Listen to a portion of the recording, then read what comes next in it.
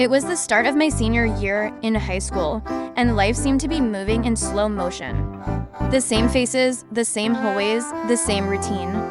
But everything changed when I walked into Mr. Blake's history class. His presence was magnetic. He stood at the front of the room with an air of confidence that immediately drew me in. Tall and lean with sandy blonde hair and striking green eyes, he exuded a kind of energy that made even the most mundane topics seem fascinating. My name is Emily, and I was 18 at the time. I'd always been a good student, diligent, attentive, and eager to learn. But something about Mr. Blake made me feel different, more alive. He had a way of engaging us with stories that brought history to life. His passion was contagious, and I found myself looking forward to his class more than any other. As the weeks went by, I noticed that Mr. Blake seemed to pay a little more attention to me than to the other students. At first, it was subtle, a lingering glance, a smile that lasted just a bit too long. Then, it became more obvious. He would call on me frequently, compliment my insights, and even tease me playfully in front of the class. My heart would race every time our eyes met, and I started to wonder if he felt the same pull that I did.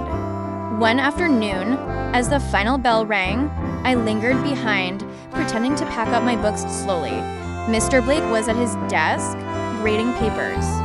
I gathered my courage and approached him. Mr. Blake, I was wondering if you could help me with the assignment on the French Revolution. I'm having trouble understanding the causes. He looked up, his eyes locking onto mine, and smiled. Of course, Emily. Why don't you stay after class tomorrow, and we can go over it together? The next day, I could hardly concentrate in my other classes, my mind consumed with anticipation. When the time finally came, I walked into the empty classroom, my heart pounding in my chest.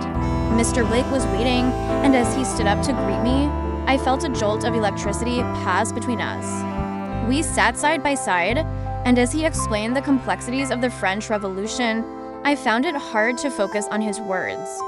All I could think about was how close he was, how I could feel the warmth radiating from his body. At one point, our hands brushed, and I felt a shiver run down my spine. He paused, looking into my eyes, and for a moment, I thought he might kiss me, but he pulled back, clearing his throat. I think you've got a good grasp of it now, Emily. You're a very bright student. Thank you, I whispered, my voice trembling. But Mr. Blake, I think there's something else. He raised an eyebrow, his expression curious. What is it? I took a deep breath, summoning all my courage. I think I have feelings for you. The room fell silent. I watched as a myriad of emotions crossed his face: surprise, confusion, and something else I couldn't quite place. Finally, he spoke, his voice soft and measured. Emily, you're a wonderful young woman, and I'm flattered. But I'm your teacher, and there are boundaries we have to respect. His words stung, but I understood. I nodded, feeling tears prick at the corners of my eyes. I know. I'm sorry if I made you uncomfortable. He reached out, gently placing a hand on my shoulder. You didn't, Emily. It's just complicated. I left the classroom feeling a mix of emotions: embarrassment, sadness, but also a strange sense of relief. I had confessed my feelings, and now, at least, I knew where we stood. Over the next few weeks, I tried to push my feelings aside and focus on my studies. But it was impossible to forget about Mr. Blake. Every time I saw him, my heart ached with longing. Then, one Friday afternoon, everything changed. It was a cold, rainy day, and I had stayed late to work on a project. The school was nearly empty when I finally decided to leave. As I walked down the hall, I saw Mr. Blake locking up his classroom. Emily, he called out, his voice echoing in the empty hallway. Do you need a ride home? It's pouring outside. I hesitated, then nodded. That would be great. Thank you. The drive was quiet, the sound of rain pattering against the windows filling the silence. When we reached my house, I turned to thank him, but the words caught in my throat. His eyes were on me, intense and searching. Emily, he said softly, I can't stop thinking about what you said. And I need you to know that ... I have feelings for you too. My heart skipped a beat. You do? He nodded, his gaze never leaving mine. But this is complicated. We need to be careful. I understood the risks, but in that moment, all I cared about was being with him. I leaned in, and our lips met in a kiss that was both tender and passionate. It felt like everything I had ever wanted. From that day on, we began seeing each other in secret. Every moment we spent together was exhilarating, filled with stolen glances and whispered conversations. We would meet after school, often driving out to a secluded spot where we could talk freely and be ourselves.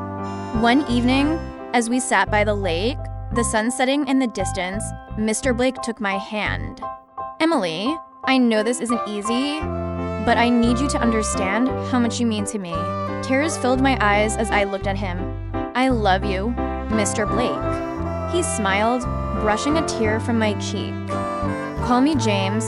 I laughed softly, feeling a warmth spread through my chest. I love you, James. Our relationship continued to grow, each day bringing us closer. We shared everything, our hopes, our fears, our dreams for the future.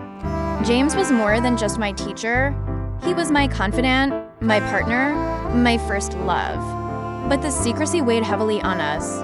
We knew we had to be cautious, that the consequences of being discovered could be devastating. Still, we couldn't bear to be apart. The intensity of our feelings only seemed to strengthen over time. One night, as we lay together under the stars, James turned to me, his expression serious. Emily, I've been offered a teaching position at a college in another state. It's a great opportunity, but ... it means I'd have to leave. Panic surged through me. What about us? He sighed, pulling me closer. I don't want to lose you, but I also don't want to hold you back.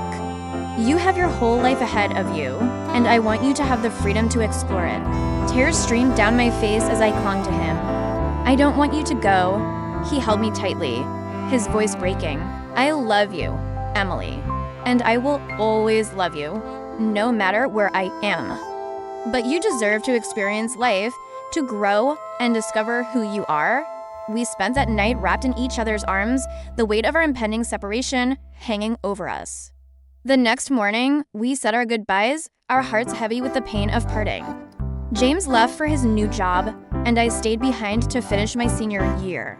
The days felt endless without him, but I knew he was right. I had to find my own path, just as he had found his. We kept in touch through letters and phone calls, our love for each other unwavering. And though the distance was hard, it also made me realize just how strong our bond was. James had given me the courage to embrace my future, to pursue my dreams with the same passion he had shown me. As I graduated and moved on to college, I carried his love with me. It became a source of strength, a reminder that I was capable of achieving anything I set my mind to. And though our time together had been brief, it had left an indelible mark on my heart. Years later, as I stood at the podium to accept my degree, I looked out into the audience and saw James. Our eyes met, and in that moment, I knew that our love had transcended time and distance. He had been my first love, my greatest teacher, and the person who had taught me the true meaning of courage and commitment. We may have walked different paths, but our hearts remained connected. And for that, I would always be grateful.